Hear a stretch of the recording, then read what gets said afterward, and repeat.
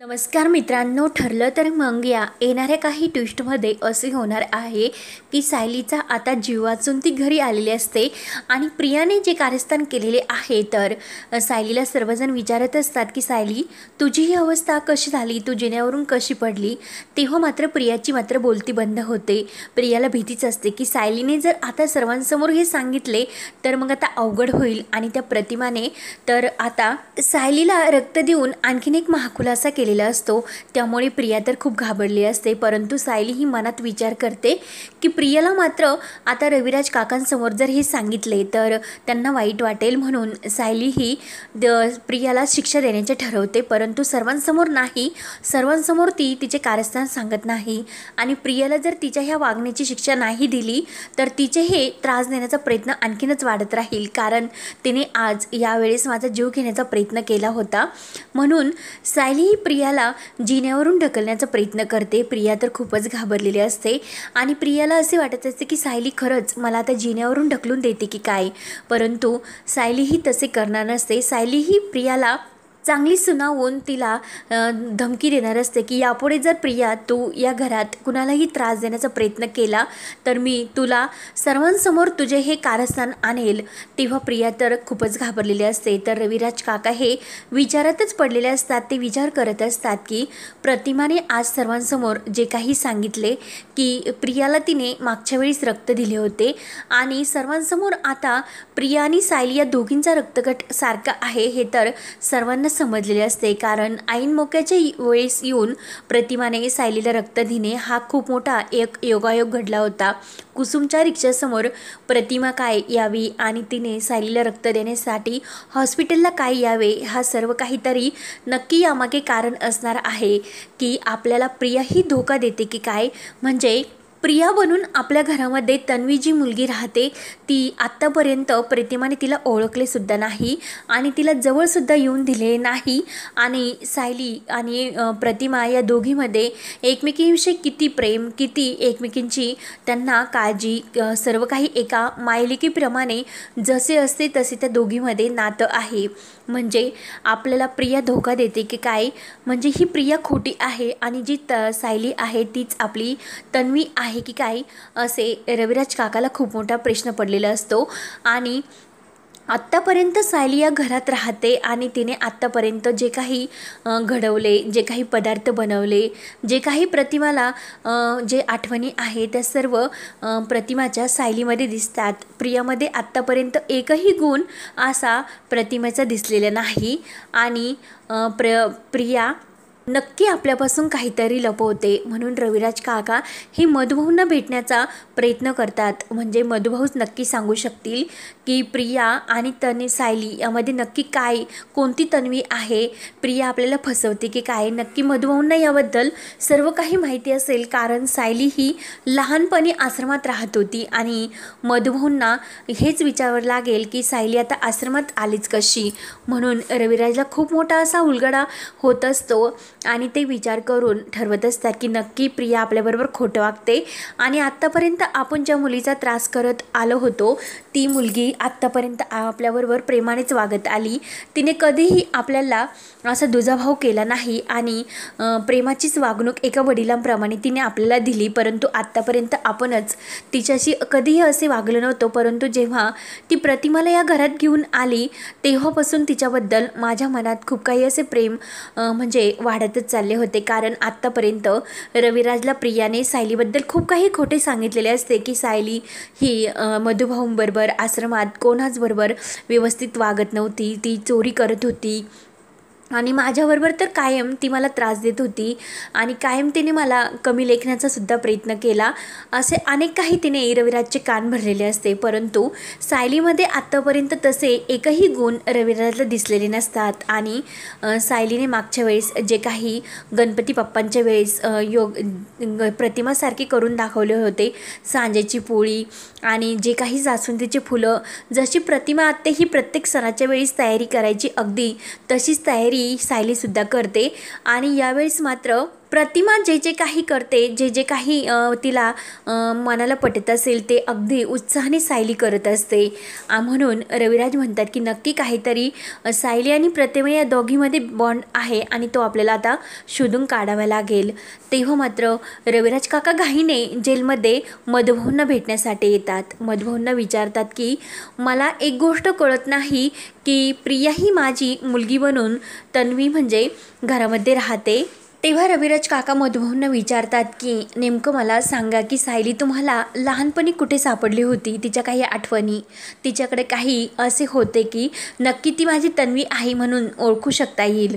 तेव्हा मात्र मधुभाऊ सांगतात की मी एका मंदिरामध्ये देवीची आरती करत होतो आणि तेथे ही लहान सायली रडत आली आणि रडत आल्यानंतर तिला मी विचारण्याचा खूप प्रयत्न केला की बाळा तू का रडतेस, परंतु तिला काही सांगता येत नव्हते. ती खूप घाबरलेली होती आणि तिला मी तिच्या आईवडिलांबद्दल विचारण्याचा खूप प्रयत्न केला, परंतु तिला काही सांगता येत नव्हते. तिला असे काहीतरी दडपण आलेले होते की त्या संकटामुळे ती खूप घाबरलेली होती. तेव्हा मात्र रविराज काकांच्याही लक्षात येते की ज्या मंदिरात मधुभाऊंना सायली सापडली त्याच्या जवळपासच आमच्या गाडीचा ॲक्सिडेंट झालेला असतो आणि मग सायली तेथून रडतच गेली असणार. तेव्हा अशा काही आठवणी आहे का असे ते मधुभाऊंना विचारतात. तेव्हा मधुभाऊ सांगतात की हो, आश्रमामध्ये सायलीचं एक गाठोडं होतं. त्या आठवणी मी आत्तापर्यंत तिच्या जपून ठेवलेल्या आहे की कारण सायली जेव्हा माझ्याकडे आली तर तिच्या हातात एक डॉल होती आणि त्या डॉलला सुद्धा मी आत्तापर्यंत जपून ठेवलेले आहे आणि तेव्हा तिच्या गळ्यामध्ये एक लॉकेट होते आणि ती डॉल होती. तेव्हा मधुभाऊंना जे सत्य सांगितलेले असते तर रविराज काकांचे खडकन डोळे उघडतात की लहानपणी जेव्हा अर्जुनच्या हाताला एक डॉल होती आणि ती जाताने त्याने तन्वीच्या हातात दिली होती आणि जेव्हा पूर्णाईजीने अर्जुनच्या वाढदिवसाच्या दिवशी ते लॉकेट तन्वीच्या गळ्यात घातलेले असते म्हणजे नक्की तेच लॉकेट असणार. तर आता हे सर्व आपल्याला शोधावे लागणार आणि त्याच वेळेस अर्जुनचा वाढदिवस होता. मग त्यांनी विचारले की तुम्हाला तन्वी ही कोणत्या दिवशी सापडली होती. तेव्हा जी सायलीच्या बर्थडेची तारीख असते त्या दिवशी मधुभाऊ सांगतात की मला या दिवशी सायली मंदिरात सापडली होती. तेव्हा मात्र रविराज काकांना पूर्णपणे आता धक्काच बसतो कारण आता ज्या मुलीला आपण इतक्या दिवस दूर लोटत होतो तीच आपली तन्वी आहे, परंतु तिच्यामध्ये आपले इतके गुण होते तिचे कौतुक करण्यासारखे, तिने कधीही आपल्याला धूर लोटले नाही असे कित्येक कारण मधुभाऊंनी जे सांगितलेले असते तर ते रविराज काकांचा विश्वास बसलेला असतो. रविराज काका हे म्हणतात की नक्की प्रतिमा आणि सायली या दोघीमधील रक्तगटावरून माझ्या लक्षात आले म्हणून मी मधुभाऊंची भेट घेतली आणि आज एका सत्याचा उलगडा झाला. आणि जेव्हा मधुभाऊ कडून भेट घेऊन रविराज काका घरी येतात आणि त्याच वेळेस जी प्रिया ही नागराज आणि महिपत या दोघांबरोबर बोलत असते आणि त्या सर्व गोष्टी रविराज काकांनी ऐकलेल्या असतात. रविराज काकांना आणखीन एक खूप मोठा धक्का बसतो की कारण ही इतकी वायफट मुलगी आपण तिला घरात ठेवून घेतले, ज्या मुलीला आपल्याबद्दल थोडेसे सुद्धा प्रेम नाही, तिने आत्तापर्यंत आपल्या प्रेमाची आणि भावनांशी ती खेळली म्हणून तिला आता आपल्याला धडा शिकवावीच लागेल आणि या आपल्या प्रॉपर्टीवर हक्क गाजवण्यासाठी ती नागराजची मदत करते म्हणजे आपला भाऊसुद्धा यामध्ये सामील आहे. असे अनेक सत्य रविराज काकांना मधुभाऊंची भेट घेतल्यानंतर समजलेले असते. तेव्हा मात्र मधुभाऊ हे आणखीन एक सांगतात की प्रिया त्या रात्री जेव्हा खून झाला होता त्या रात्री तर प्रियासुद्धा तेथे होती, परंतु प्रियाने मात्र खोटं सांगितले की ती त्यावेळी तेथे नव्हती म्हणून तिने मला यामध्ये गुंतवले म्हणजे ती मुलगी किती खोटारडी आहे हे सुद्धा रविराज काकांना माहिती झालेले असते. आणि प्रियाने आपल्याला सुद्धा आतापर्यंत सायलीबद्दल किती काही सांगितलेले होते म्हणून आपण सायलीचा रागराग करत होतो, परंतु ज्या मुलीचा आपण इतका रागराग करतो तीच आपली मुलगी आहे तन्वी आणि तिने तर आजही सिद्धसुद्धा करून दाखवले आणि देवकृपेने मला माझी तन्वीसुद्धा मिळाली आणि प्रतिमासुद्धा मिळाली म्हणून रविराज काका खूप आनंदी तर असतातच.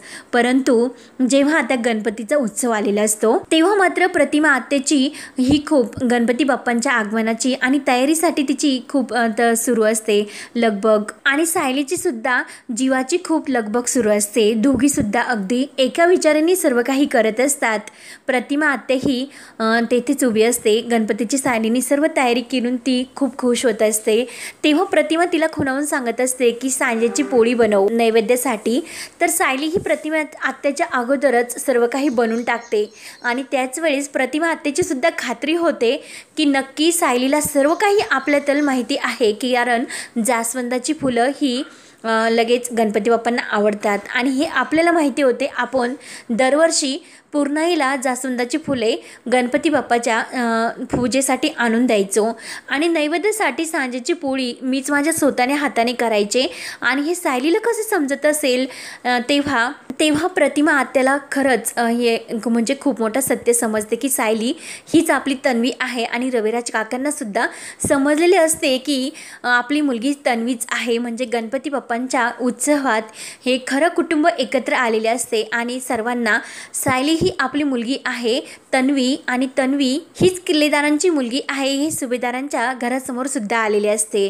तर आता प्रियाला या सर्व खोटारडे वागण्याचा आणि तिने केलेल्या सर्व चुकीचा, तिने सर्व जे काही पाप केलेले आहे, प्रतिमा आत्याला मारण्याची सुपारीसुद्धा तिने नागराजला दिलेली असते आणि नागराजला आणि महिपतला यामध्ये तिने खूप मदत आत्तापर्यंत ती करत आली असते. हे सर्व कारस्थान शेवटी आता सर्वांसमोर आलेच असते. तर आता अर्जुनसुद्धा प्रियाला एक खूप मोठी पापाची शिक्षा तर देणारच असतो, कारण त्याने फोनवर प्रिया ही नक्की कोणाशी बोलत होती की प्रतिमा आत्याला मारायची सुपारी दिली आणि प्रतिमा आत्या तर वाचली आणि ती सायली आणि ती सुद्धा शुद्धीवर आली. हे सर्व त्याला गोष्टीचा संशय येत असतो. तर प्रियाजवळ व्यवस्थित लक्ष ठेवून असतो आणि त्याला खूप मोठ्या सत्याचा उलगडा झालेला असतो. आज खऱ्या अर्थाने किल्लेदार कुटुंब एकत्र आलेले असते आणि अर्जुनला त्याच्या लहानपणीची त्याची बालमैत्रीण तन्वी मिळालेली असते. तेव्हा आता संपूर्ण गणपती बाप्पाच्या कृपेने सर्व काही व्यवस्थित झालेले असते. तर आता पुढे काय काय होत राहणार हे पाहण्यासाठी आपल्या चॅनलला नक्की सबस्क्राईब करत राहा. धन्यवाद.